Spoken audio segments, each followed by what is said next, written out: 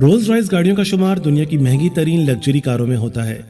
दुनिया के अमीर तरीन अफराद और बिजनेसमैन रोल्स रॉयस गाड़ियों को अपनी कार कलेक्शन का हिस्सा जरूर बनाते हैं।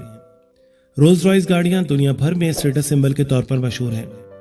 बड़े बड़े ब्रांड, महंगी गाड़ियां और महलनुमा घर, इसी को देखकर लोग आपकी हैसियत का अंदाजा लगाते हैं।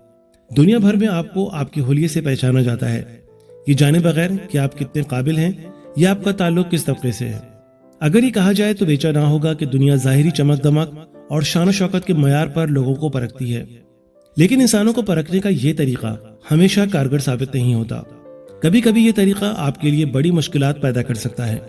जी हाँ दोस्तों, ऐसा ही वाकया रोल्स रॉयस कंपनी और नवाब ऑफ बहावलपुर के दरमियान पेश आया, जब दुनिया की महंगी तरीन कार बनाने वाली company Rolls Royce Nawab of Bahawalpur के आगे घुटने टेकने पर मजबूर हो गई। आज की वीडियो में हम आपको इस वाकये की तफसील बताएंगे। रियासत बहावलपुर का क़याम 1727 में हुआ। इस रियासत के 12 नवाब गुजरे हैं, जिनमें 5 का लक़ब सादिक और 5 का लक़ब बहावल था। नवाब सादिक मोहम्मद खान 1904 में पैदा हुए। इनकी पैदाइश के 3 साल बाद ही 1907 में इनके वालिद नवाब मोहम्मद बहावल खान अब्बासी इंतकाल कर गए और इस तरह सिर्फ 3 साल की उम्र में नवाब सादिक मोहम्मद खान बहावलपुर रियासत के हुक्मरान बने। आपकी छोटी सी उम्र की वजह से रियासत के इंतजाम और आपकी तालीम व तरबियत के लिए हुकूमत बरतानिया ने ICS ऑफिसर सर रहीम बख्श की सरबराही में काउंसिल ऑफ रीजेंसी कायम की और 20 साल तक बहावलपुर की रियासत इसी रीजेंसी के ज़ेर इंतजाम रही। नवाब सादिक मोहम्मद खान ने 1924 में 20 साल की उम्र में इक़्तिदार संभाला। वो बहावलपुर रियासत के आखिरी हुक्मरान थे। नवाब सादिक मोहम्मद खान के दौर में तालीम, सेहत, अदल इंसाफ और पुलिस की बेहतरी के लिए इक़दामात किए गए। नवाब ऑफ बहावलपुर सादिक मोहम्मद खान सादा लेकिन खुददार शख्सियत के मालिक थे। अपने लंदन में क़याम के दौरान एक रोज सादा लिबास में आम शहरियों की तरह बॉन्ड स्ट्रीट पर टहलने निकले और इसी दौरान दुनिया की मारूफ तरीन कारसाज कंपनी रोल्स रॉयस के शोरूम पर इनकी नजर पड़ी। शोरूम में खड़ी गाड़ियां इन्हें बेहद पसंद आई, लेकिन जब कीमत मालूम करने के लिए शोरूम में दाखिल हुए तो सेल्समैन ने इनको गरीब एशियाई बाशिंदा समझकर इनकी बेइज्जती कर दी कि ये भी और लोगों की तरह कीमत मालूम करके इसका टाइम खराब करेंगे। सेल्समैन ने नवाब साहब से कहा कि गाड़ियां तुम्हारी पहुंच से बहुत दूर हैं। सेल्समैन की इस बदतमीजी के बाद नवाब ऑफ बहावलपुर लंदन में अपनी रिहाइशगाह वापस आए। नवाब साहब ने इस पूरे वाक़े को अपनी बेइज्जती समझा और अपने स्टाफ से कहा कि वो रोल्स रॉयस के शोरूम फोन करके इन्हें बताएं कि कल नवाब ऑफ बहावलपुर इनके शोरूम गाड़ियां खरीदने आएंगे। अगले ही दिन नवाब साहब पूरे शाही प्रोटोकॉल के साथ मुलाजमीन की फौज लेकर शोरूम पहुंचे। वहां शोरूम की इंतजामिया ने इनका रेड कारपेट के साथ इस्तकबाल किया। नवाब सादिक ने शोरूम में मौजूद 6 की 6 गाड़ियां खरीद ली और मुलाजमीन को हुक्म दिया कि गाड़ियां फौरन बहावलपुर भिजवा कर म्यूनिसिपैलिटी के हवाले कर दी जाए और इन गाड़ियों से शहर की सफाई करने और कूड़ा उठाने का काम लिया जाए।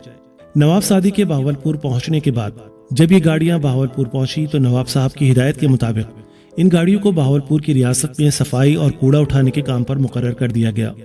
और जब बहावलपुर में रोल्स रॉयस गाड़ियां कूड़ा उठाने लगी तो ये बात पूरी दुनिया में जंगल की आग की तरह फैल गई और मार्केट में रोल्स रॉयस की कीमतें गिरने लगीं।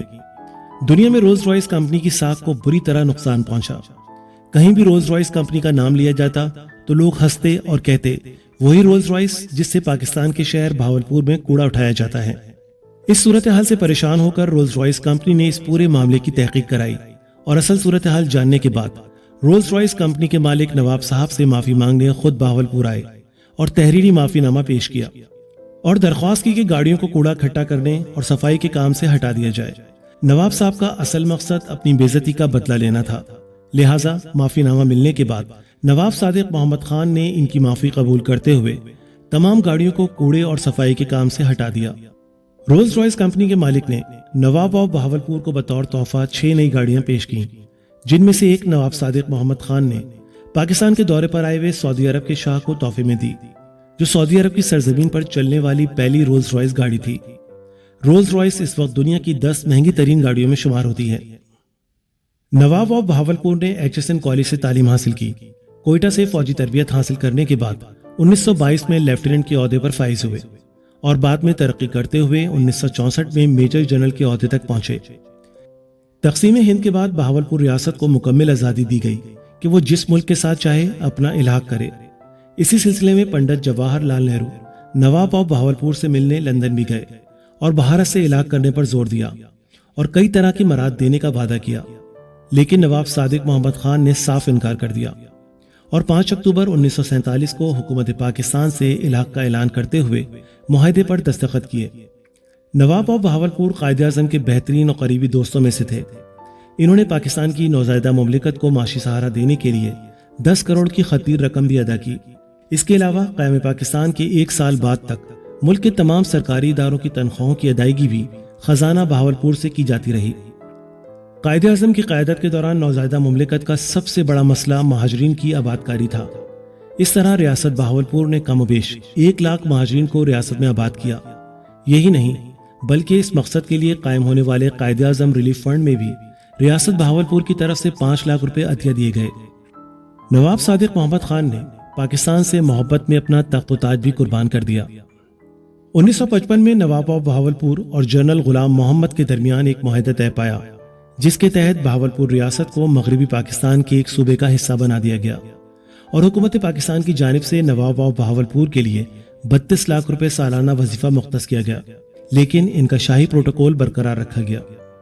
قیام پاکستان کے بعد نواب صادق اور قائد اعظم کے دوستانہ تعلقات بے تکلفانہ اور گھریلو نوعیت اختیار کر چکے تھے۔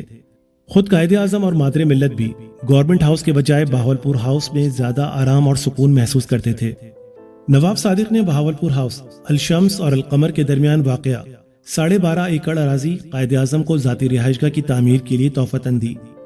قائد اعظم اور فاطمہ جناح اپنی زندگی میں رہائشگاہ تعمیر نہ کرا سکے اور ان کی وفات کے بعد قائد اعظم کے ورثاء نے یہ زمین فروخت کر دی۔ محب وطن اور اعلیٰ صفت نواب بہاولپور نے 1966 میں لندن میں وفات پائی اور بعد ازاں ان کا جسد خاکی بہاولپور منتقل کر کے ان کے آبائی قبرستان میں سپرد خاک کر دیا گیا اور یوں ایک تاریخ ساز شخصیت اس دار فانی سے کوچ کر گئی۔ نواب صادق کی تاریخ ساز شخصیت، ان کی پاکستان سے محبت اور ان کی رولز رائس کمپنی کو دیے گئے سبق کے بارے میں آپ کیا سوچتے ہیں؟ کمنٹ سیکشن میں اپنی رائے کا اظہار ضرور کریں۔ ویڈیو کو آخر تک دیکھنے کا شکریہ۔